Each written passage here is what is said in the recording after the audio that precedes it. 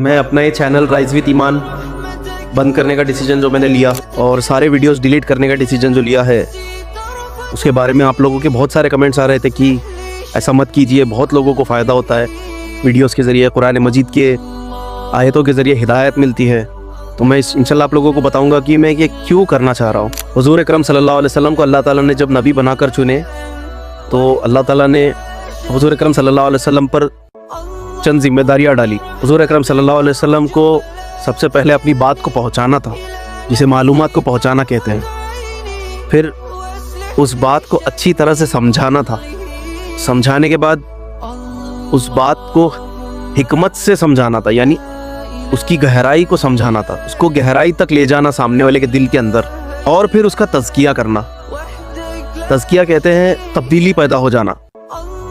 तो कुरान मजीद की आयत पहुंचना, उसको अच्छी तरह से समझाना और हिकमत से उसकी दिल की गहराई में उतारना, और फिर उसकी वजह से वो सामने वाले शख्स के दिल में तब्दीली पैदा होना।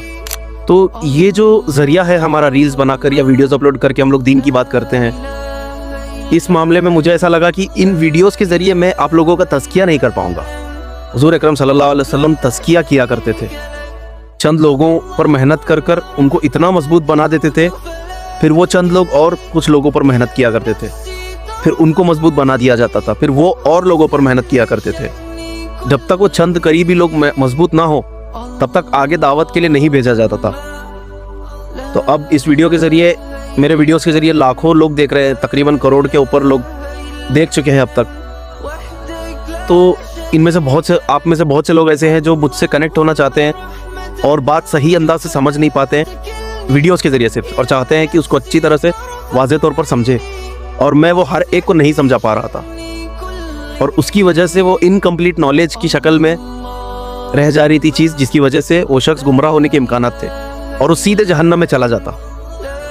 क्योंकि मालूमात मिलने पर जन्नत नहीं मिलती, उस मालूमात को दिल की गहराई में उतारना होता है, उसका तज़किया होना होता है, उसके बाद अपने आप के अंदर तब्दीली पैदा होनी चाहिए। उसकी वजह से वो वीडियोस के ज़रिए नहीं हो पाता है।